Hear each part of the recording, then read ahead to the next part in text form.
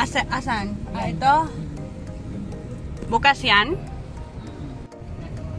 So, tumigil kami dito ngayon, guys. Wow. Hello! Ano yan? Lista tayo? Entrance ba? Ay, meron ba? Picture na? Just one Pag sa picture. labas mo ma'am, 50. Pag pumasok sa loob po naman mas 10. Ay, dito lang. Ayan. So, anong barangay ito? Bulalakaw. Bulalakaw. So, dito kami ngayon sa Bulalakaw Barangay, guys. Dito sa Bataraza. At, ito, meron silang napakalaking pinya, guys. Kasi dito daw yung maraming tanim na pinya, guys. Dito banda sa Bulalakaw. Barangay Bulalakaw, dito sa Bataraza, guys. So, ayan. Napakalaking pinya, guys. Tingnan nyo, guys. Ang laki. So, ito yung view. Wow, mula dito sa kinatatayuan ko, guys. Ayan. Ayan. Ayan. So, ang laki ng pinya na yan. Meron silang entrance fee dito, guys, na kapag hanggang sa labas ka lang is 15 pesos per person. Pero kapag papasok ka doon sa loob ng pinya talaga, kasi merong pwede siya pasukin sa loob, guys. So, 30 pesos daw. So, yan yung entrance fee nila dito. So, di pa ako nakapagbayad kasi naiwan ko yung pera ko doon sa sasakyan. Pero mamaya na paglabas namin, guys, magbabayad ako. Isa ito sa tourist stop nila dito, guys, kapag papunta kang Balabac. Ayan, tumitigil dito yung mga turista para magkuha ng photos or videos dito sa napakalaking pinya na ito, guys. So, ayan. Ito kasi yung, dito yung maraming tanim na pinya dito sa Bulalakaw.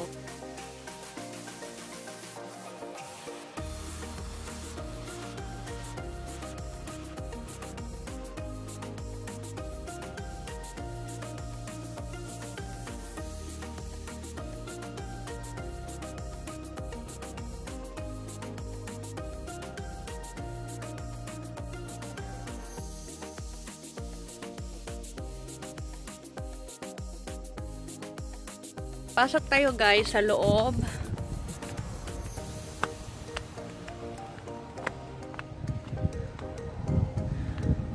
Ay, ito na yon. Yan. Yan yung pinto, guys. Papasok sa loob.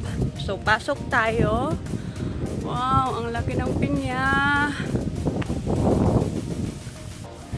Okay. Ganito pala siya. Ayun. May hagdan. So, parang tinatamad ako pumasok, guys. Kasi tamad ako sa mga akyat-akyat na ganyan. So,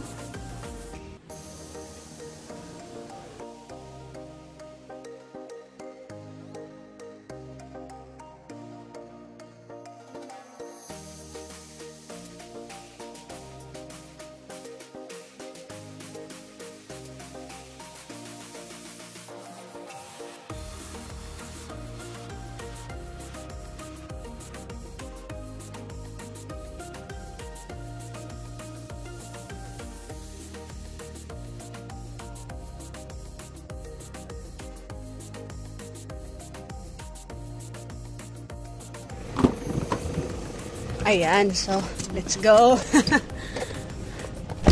Guys, ito ang dami nilang pinya, guys, kasi ito yung main fruits nila dito sa Bulalakaw, guys, ang pinya. So ayan na nga, ang dami.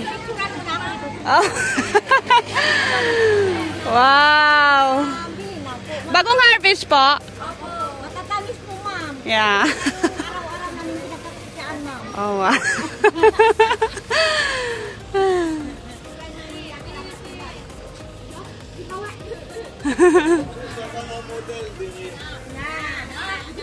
Daghang model.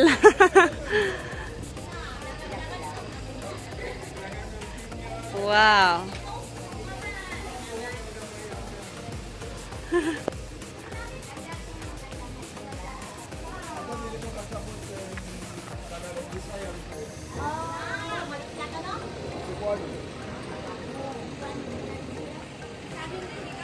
Bilihan mo na ako para ako may sayang-sayang na mamatay. Wala pa akong minta.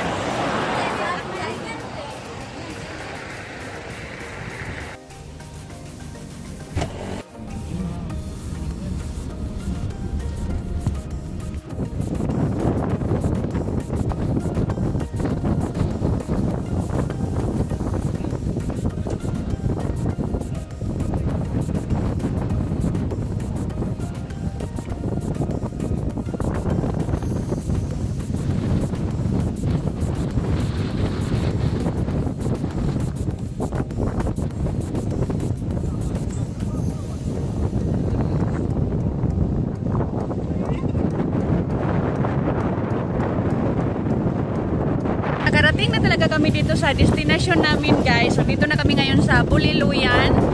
So kakarating lang namin ngayon dito pero di pa kami nakaabot sa resort namin kasi dumiretso kami dito sa port nila para kumuha ng video at para matingnan yung itsura ng port nila dito sa Buliluyan guys. So ayan, dito kami ngayon sa port. Ang hangin guys, grabe, at hapon na ngayon guys. So umalis kami sa Puerto Princesa sa hotel namin alas 9 kaninang umaga at ngayon is 4:35 na PM guys. So grabe yung biyahe namin. So napatagal kasi siya kasi yun nga, nag-stop over kami sa mga magagandang view sa daan. So ayun, inabot kami ng ganitong oras. So ilang oras pa yun? 9 to 4:35 PM. So mahaba siya guys. So pagod guys, pero okay lang kasi worth it naman kasi ang gaganda ng mga stopover na dinadaanan namin guys. Kasi dinaanan lang namin yung resort namin kasi dumiretso kami dito guys. So ayan, simple lang ang port nila dito guys. Konti lang yung tao. Grabe ang hangin dito guys. Island hopping namin. Sana hindi maalon bukas guys.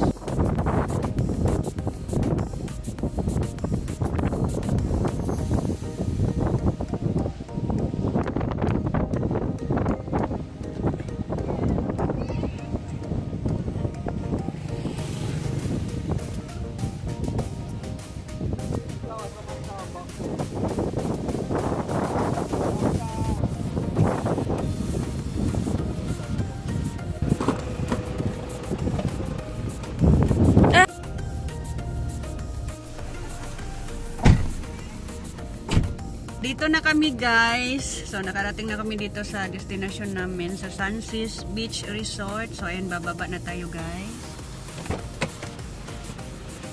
Let's go! Okay.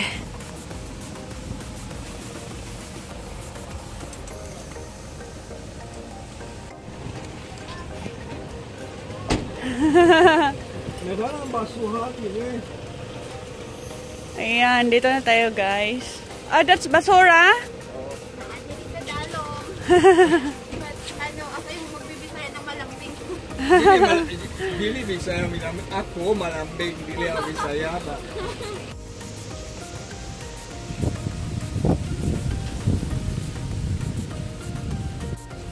So ayan, dito na kami guys ngayon.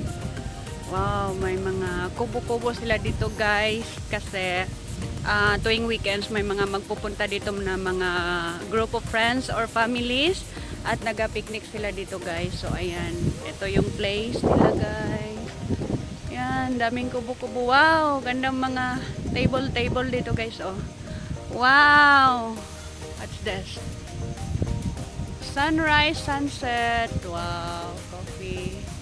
Wow, ganda ng mga table nila guys. Wow, ayun yung mga cottages nila dito guys. Yan. Dito banda.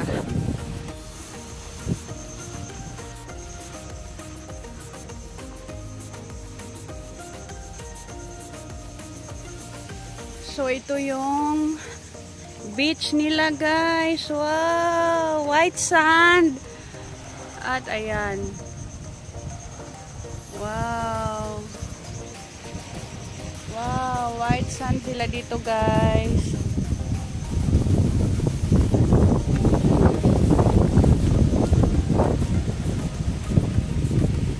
Wow.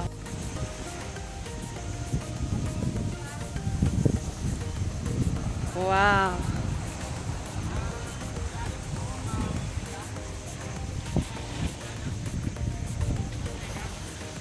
Yan.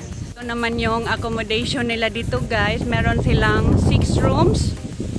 Ayan. So, yan yung tinutulugan ng mga bisita guys. At maybe dyan kami later. Isa sa mga dyan. So, di ko pa alam guys. So, ayan.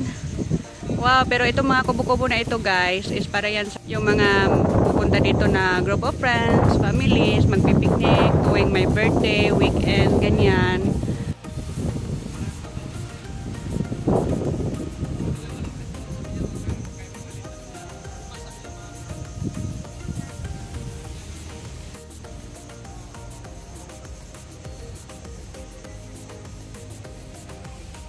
So, ito yung accommodation nila dito, guys. Ayan. Bungalow style. So, number 4 daw kami. Wow! Wow! Ito yung kwarto nila dito, guys. Wow! Wow! Asan?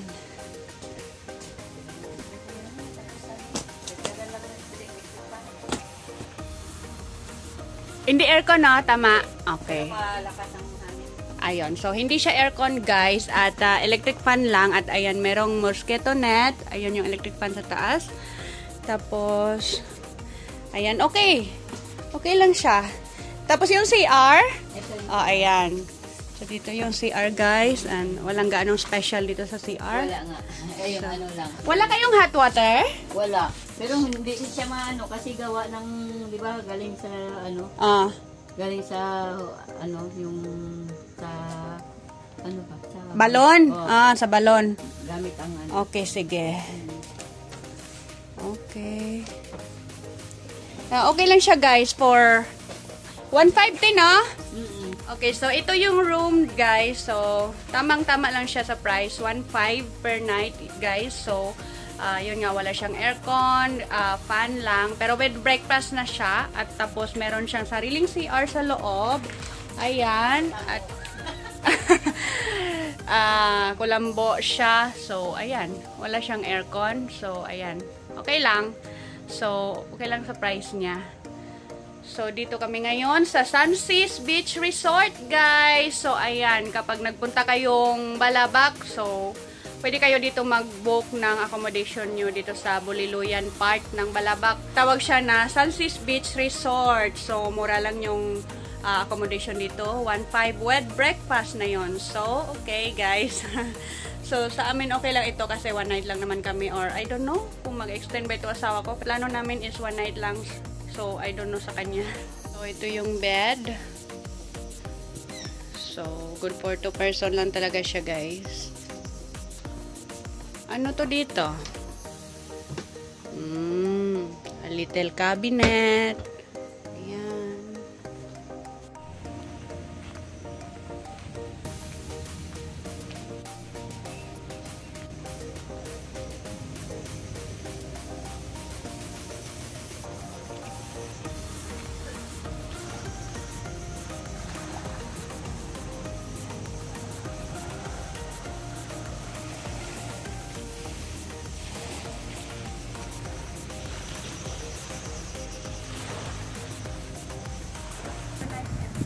Yeah.